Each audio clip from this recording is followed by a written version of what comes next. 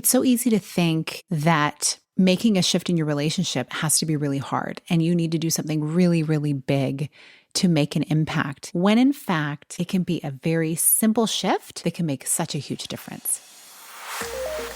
Hello, and welcome to the Connect podcast. This show is all about helping you connect to your soul's calling so you can take action on it.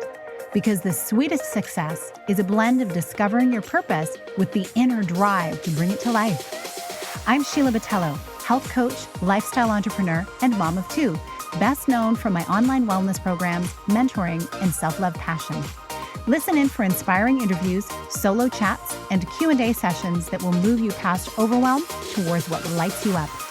Stop accepting good enough and go for your version of great in your health, business, and relationships. Let's get started.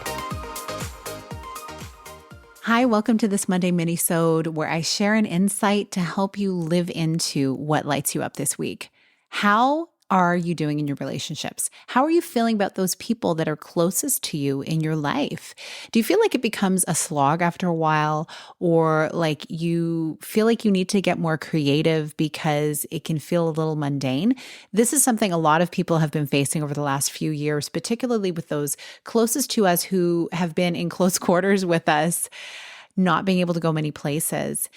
Well, I want to share a couple of things that are possible in order to breathe new life into a relationship. As I mentioned previously, this past year, my husband and I celebrated 25 years of marriage, and we have teenage boys, and we have spent a lot of time together over the years because I've home educated them. And the past 2 years, my sons have actually said to me, "Wow, I love you, Mom, but I really want to go be other places too." And I totally resonate with that. I remember being a teenager and being able to just roam, and I'd go on the bus all the way across town. I actually left home at 16 to live with some friends, a friend's family actually, and to go to school in a different town. And it was all because of music and performance and things. So I had a great deal of freedom and exploration and adventure in my teenage years. So I'm hoping for good times to come for my sons to be able to experience that as well. And that said, we've been home even more because of needing to be over the past few years. And we've found ways to create spaces, sacred spaces for each person to have time for themselves, their special things that they enjoy doing, and then coming together and having a great time as well. And it is possible, even with when you see people a whole lot through the day. My husband and I as well, we've been together for many years. And you can fall into patterns, and some patterns are beautiful because they really lift up your life, your relationships, your healthy rituals. And then you realize there comes a time where you need to add in some newness, some growth, and some learning. So I invite you into the idea of, with those people closest to you, first talking to them about how do they feel, how things are going, and would they like to breathe some new life into the relationship as well? It can be something as easy as shifting your routine, adding something in that you normally wouldn't do. And now it's a little easier because where I live, at least, things have opened up quite a bit. So maybe it's looking at the week and seeing what are some different things that we'd like to do, to go out to do, or different things we want to try at home, whether it's learning something new, taking a dance class, whether that's virtually or going into a place to do that, learning to cook a new kind of food, exploring new music. Some dear family friends, well, actually family, who love to spend time together, the two of them, they will often sit on the couch with a glass of sherry and they'll listen to some music that was really important to them in their formative years. They'll go back and reminisce and say, "Oh, this song was so cool. Listen to it." And they have a great conversation and sharing stories about these times. There's so many simple things that we can do to reconnect about different things and find more pleasure together.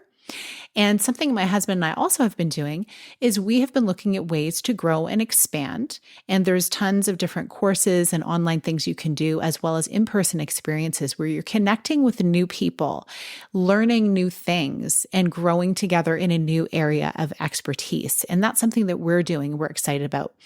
And we've also started meditating together at night. And it's been a few weeks now, and that's been beautiful. And who knows if that will continue where we do that together. It's been really fun to do.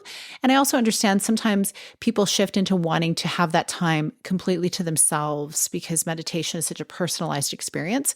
But that's been really fun because we get to share, how did that make you feel and what were you thinking about? Or if you don't feel like sharing, what do you feel like doing differently?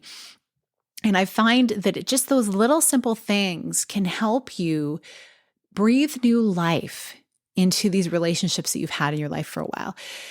Because sometimes people think the only way to really find new, exciting times is to just go be with different people. And that is also an option. However, we can also experience the newness and freshness with those people who are actually in our midst already, who we love and cherish.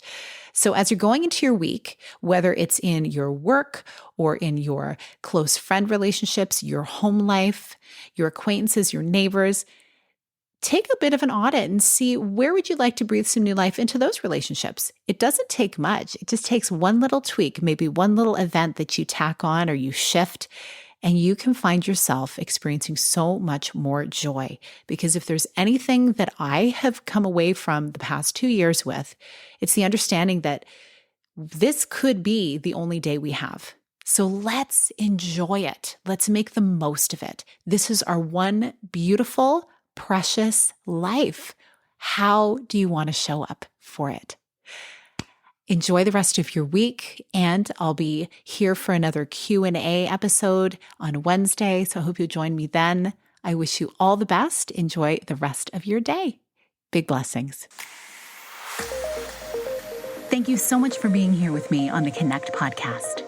If you like this episode, please share it with someone you think would enjoy it. Also, if you head over to iTunes to leave a review, I'd be so grateful. Let us know what your favorite parts were and what you'd like to hear more of. It will help us have a greater impact, elevating many more people to grow and succeed together. See you next time.